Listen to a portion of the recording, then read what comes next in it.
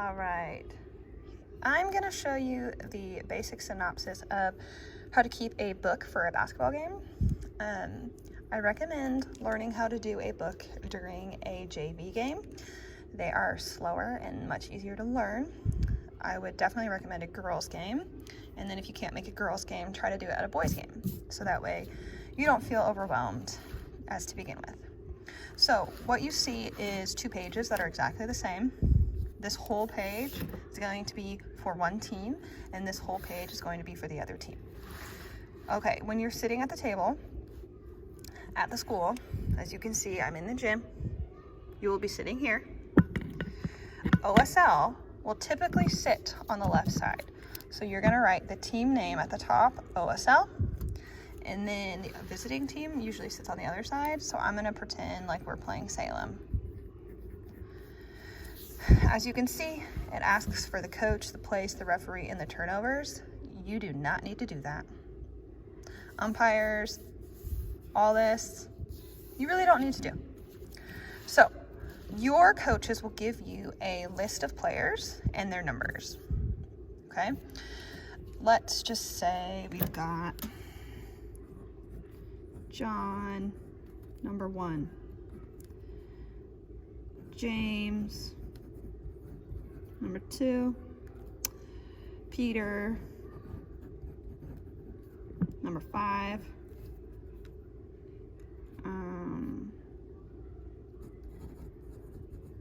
Bart, number 10. You will obviously have more than that. You will do the same with the other team. Micah, number 7. Nahum, number 12. Ezra, number 35. All right. The things you really need to keep track of are points. You will keep track of them here, and you will keep track of them up here. Up here, if you can see, it says running score on both sides, okay? If you also take a look at this, this has first half, first quarter, second half, third quarter, fourth quarter. This is the personal fouls. That's also important. Okay, so let's say the game begins. Let's say John scores a basket, and it just started. All you do is you write how many points he scored. 2 points. And then you come up here and you mark 2 points. Some people mark it with an X. Some people fill the whole thing in. I don't think it matters. I think it's just preference. Okay, now Salem has the ball and Ezra makes 2 points. So then you come up here. Now OSL has the ball. James makes 2 points. So now you add obviously 2 more points. Salem has the ball. Ezra scores 2 more points. Okay. Now let's say John makes a 3-pointer. You write a 3, that's a really big 3, sorry. And then cross out the 7 because that's what the score would be. Now let's say we go down and Micah goes to shoot and he gets fouled. Okay, so who fouls Micah? Let's say Bartholomew fouls. That's when you look at personal fouls, and that's important because you can foul out of a basketball game. So it's important to keep track. And when in doubt, the referees, they are there to help you as well. But sometimes they can't remember how many fouls they all have. So you see P1, P2, P3, P4, and P5, and it tells you they only have 5 fouls. So you would cross out 1 for Bartholomew. If you notice down here, it says T1 and T2, that's technical fouls, and let's hope no one gets those. So you have foul for Bart, and Micah is shooting free throws. So what you're gonna do is you're gonna draw 2 circles because he gets to shoot 2 times. And and he makes the first one. You fill it in. And you cross out the top. So now they have 5 points. And let's say he misses. If he misses a free throw, you just don't fill it in. Okay? So now we go back over here, and let's say James makes 2 points. So then you add 2 more.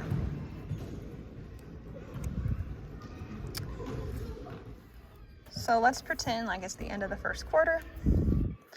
You can add up the points you have. 2, 3, 4, 5, 6, 7, 8, 9. Check it at the top. Yes, you have the 9 crossed out. Right here it says first Q score, and you would put 9.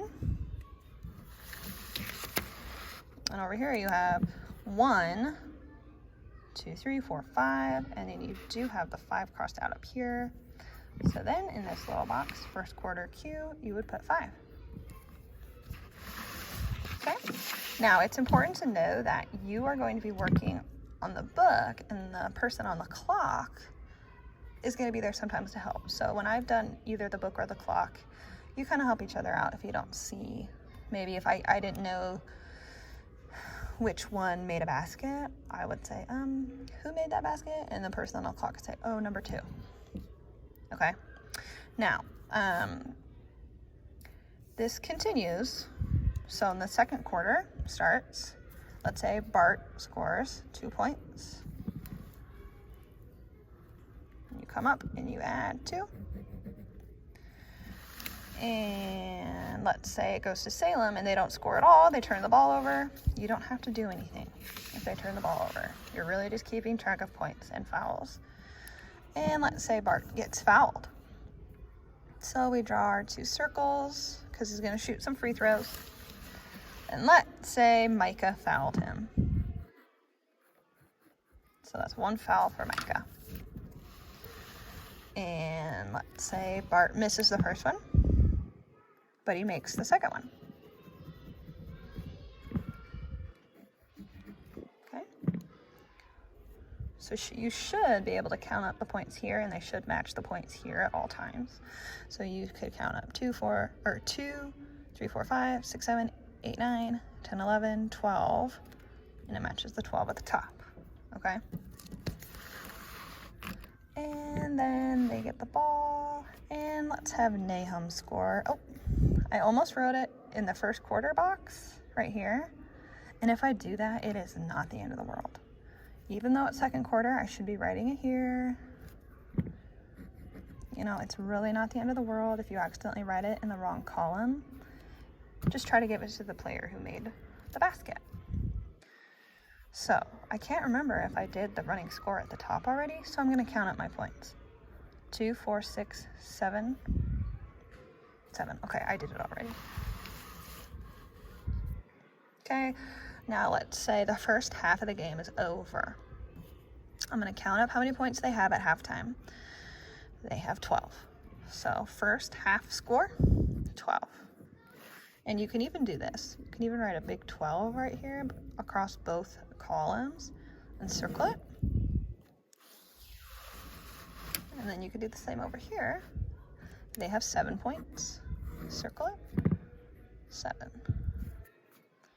So you just need to make sure you're paying attention to the points being scored, and then you write it down next to the person who scored it. And like I said, the referees will work with you. The person on the clock can work with you. It's never something that it's you all by yourself doing it all.